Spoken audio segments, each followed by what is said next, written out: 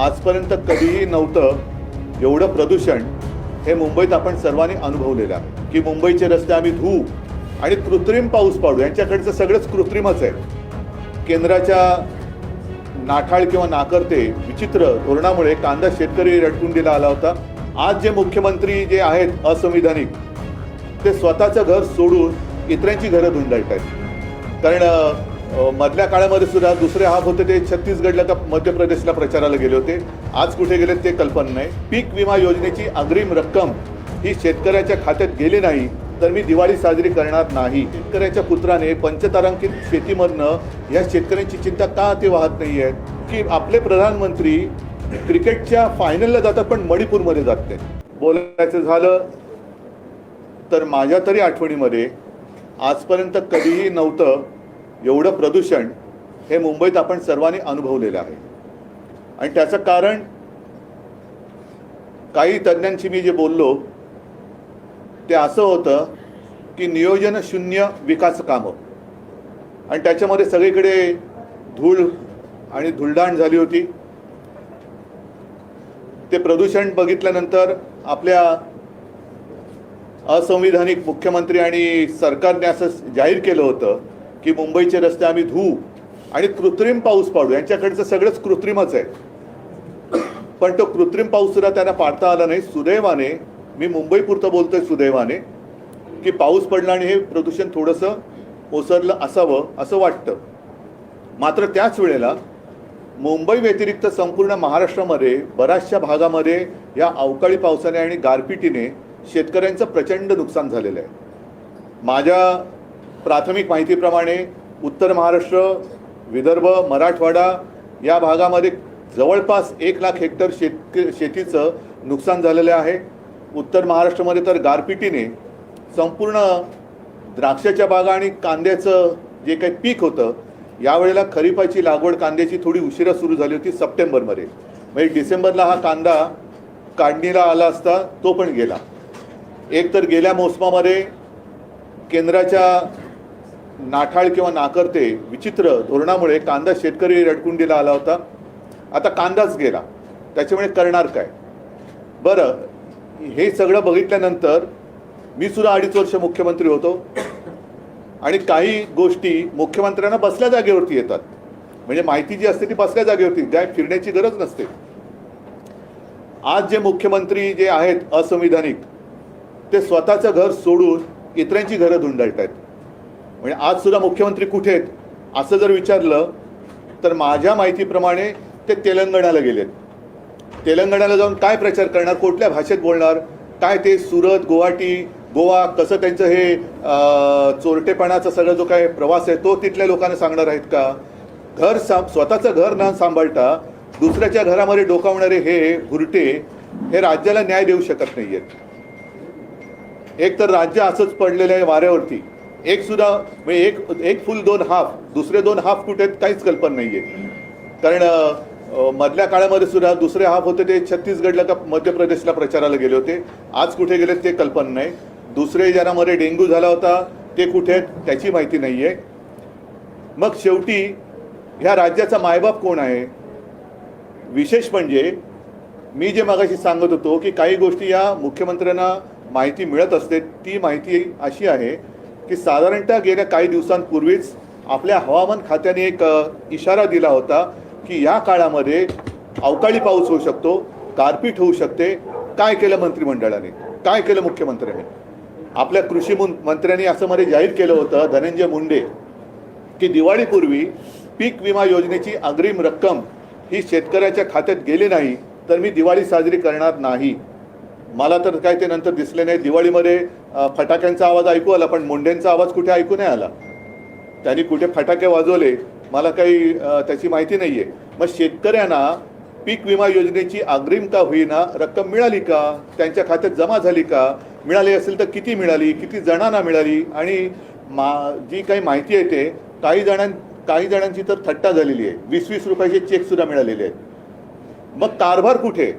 हे पूर्णपणे स्वतःची खुर्ची सांभाळण्यासाठी जेवढ्या दिल्ली वाऱ्या करतायत तेवढं हे जरा यांच्यावरती काय बोलल्यानंतर आमचे मुख्यमंत्री जे आहेत गद्दार, ते गळा काढतात की गरीब शेतकऱ्याचा मुलगा, गरीब शेतकऱ्याचा मुलगा. आदर आहे, तुमच्या शेतीबद्दल आदर आहे, पण गरीब शेतकऱ्याची पंचतारांकित शेती, ज्या शेतीमध्ये हे हेलिकॉप्टरने जातात, मी तर म्हणतो अशी शेती आणि असं वैभव माझ्या साध्या साध्या आणि छोट्या शेतकऱ्याला सुद्धा लाभो, ही मी देवाच्या चरणी प्रार्थना करतो की इतर कोणाचंही शेत असं नसेल पंचतारांकित. आणि शेतकरी बिचारा त्याची पायवाट तुडवत जातो, रात्री अपरात्री वीज नसताना शेतीमध्ये पाणी द्यायला जातो, मग त्याला सर्पदंश होतो, विंचू चावतो.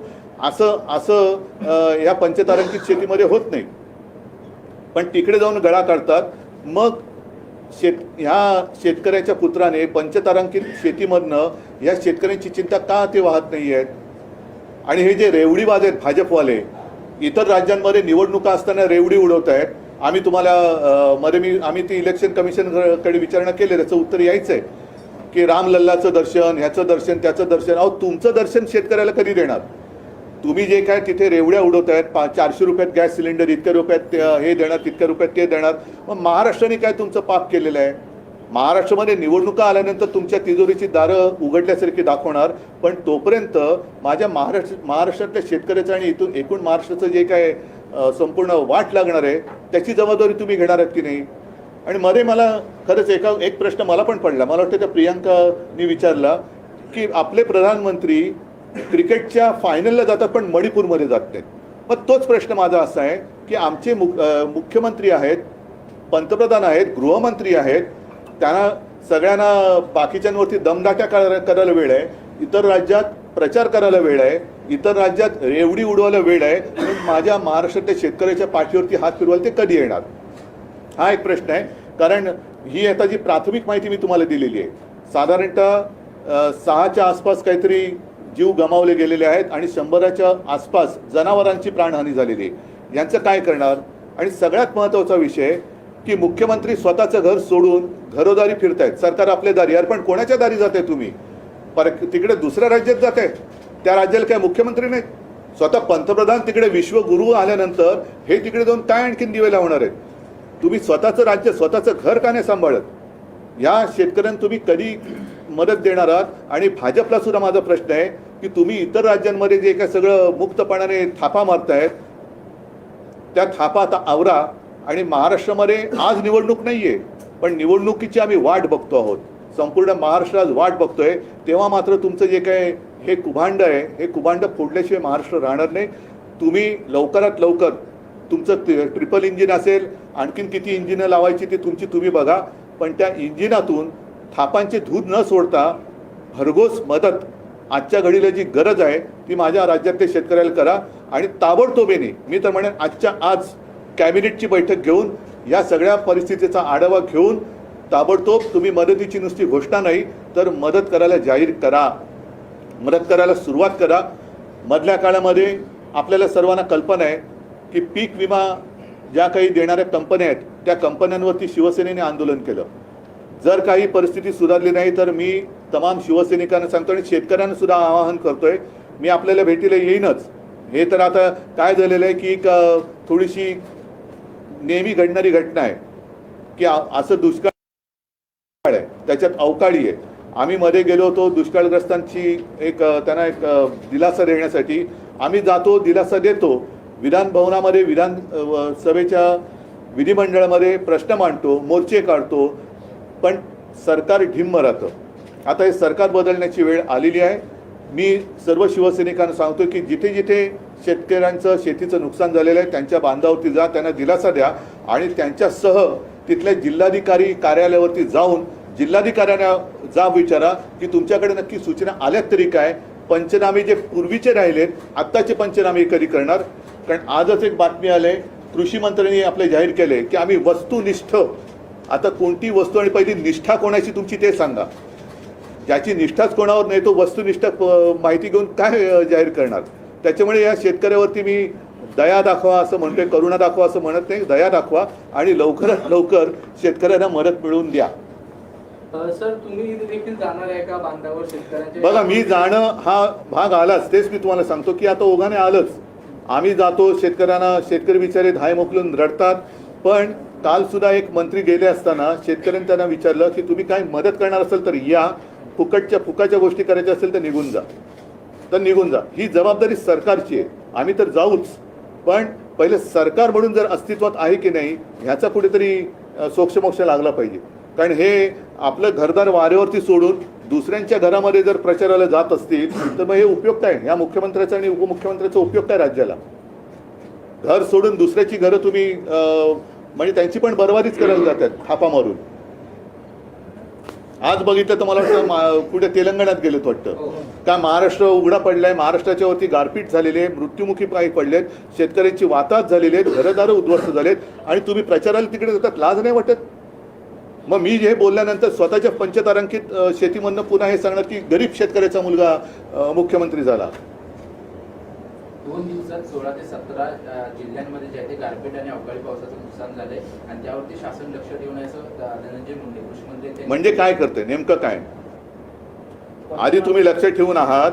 पहिलं तुम्ही जी घोषणा केली होती गेल्या 1-1.5 वर्षामध्ये जेवढी जेवढ्या नैसर्गिक आपत्त्या आल्या त्याच्यात खरोखर किती मदत केली? साधी गोष्ट आहे. आमचं सरकार यांनी गद्दारी करून पाडण्याच्या आधी जो आमचा अर्थसंकल्प जाहीर झाला होता त्यावेळेला जी कर्जमुक्ती आम्ही केली होती त्यातली एक शेवटची गोष्ट राहिली होती, कारण करोनाच्या संकटात अर्थव्यवस्था डगमगली होती.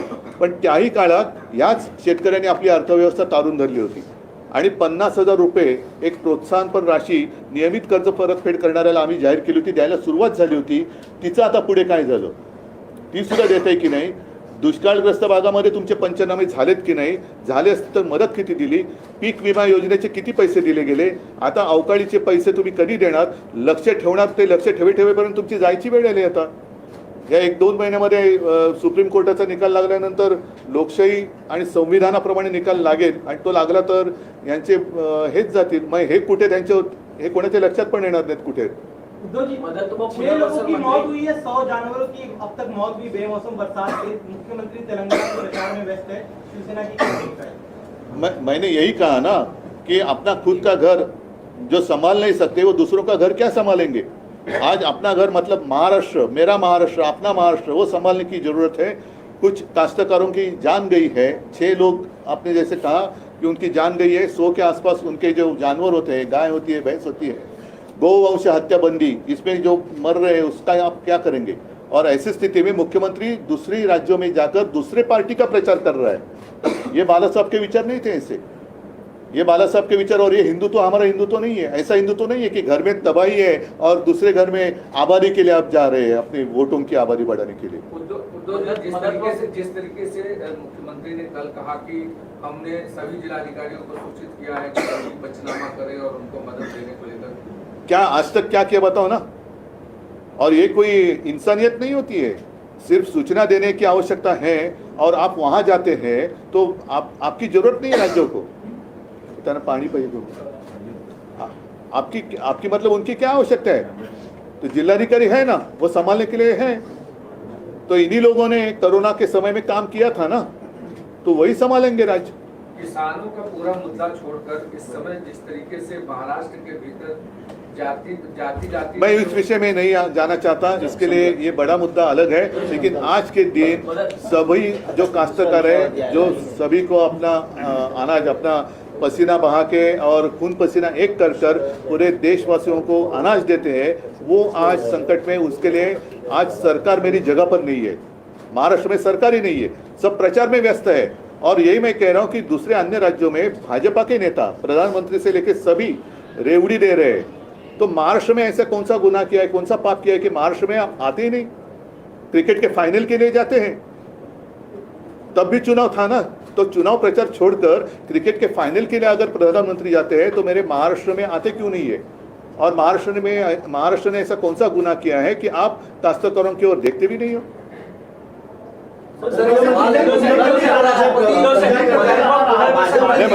यही मैंने कहा कि यही मैं कह रहा था कि हमारे केंद्रीय मंत्री जी ने कहा, गृह मंत्री जी ने कि कौन से मध्य प्रदेश में आप भाजपा का वोट दो तो आपको हम रामलला का दर्शन करेंगे. लेकिन भाई साहब, आप मंत्री हो, मेरे काश्तकार संकट में आपका दर्शन तो दे दो.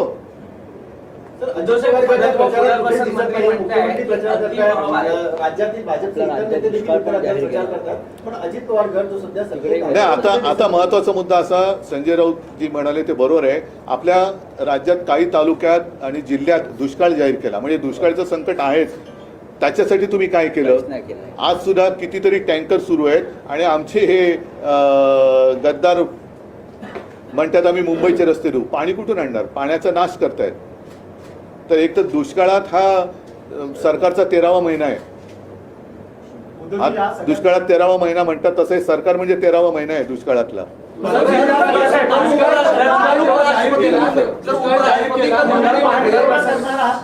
मदत व पुनर्वसन मंत्री ठिकठिकाणी जाऊन पाहणी करतात आणि ते म्हणतात की नाही आता त्यांच्या बरोबर जे गद्दार गेले त्यांचं पुनर्वसन करायचं कसं, त्यांना कशी मदत करायची, हाच एक मोठा भाग झालेला आहे. ते जनतेची काय मदत आणि पुनर्वसन करणार? मात्र मागच्या वेळी जेव्हा दुष्काळ जाहीर केला त्यावेळी जे तालुके जाहीर केले होते त्या तालुक्यातले प्रतिनिधित्व करणारे आमदार किंवा मंत्री त्या बैठकीला नव्हते. मग आमचा कॅबिनेट जरी नाही, मला आता याच्या जास्त खोलात जायची गरज नाही. पुन्हा मी एकच मुद्दा सांगेन की आज माझ्या राज्यातला शेतकरी संकटात असताना, गारपीट अवकाळीच्या संकटात असताना, जो माणूस स्वतःच्या घराची काळजी न करता बेपर्वाईने दुसऱ्या पक्षाच्या प्रचारासाठी दुसऱ्या राज्यात जातो, असा माणूस राज्याचा कारभार करायला नालायक आहे आणि अशा माणसाने सत्तेवर राहण्याचा त्याला अधिकार नाहीये. मग ते कोणी असो, त्यांनी राज्याचा मी अमुक आहे हे बोलण्याचा त्याला अधिकार नाहीये. सर, एक सवाल है, उपराष्ट्रपति मुंबई में थे, उन्होंने मोदी को युग पुरुष कहा है. नहीं, मैं उनकी नजर से वो ठीक रहेगा. बाकी जनता बहुत बड़ी है. चलो, धन्यवाद. जय हिंद, जय महाराष्ट्र.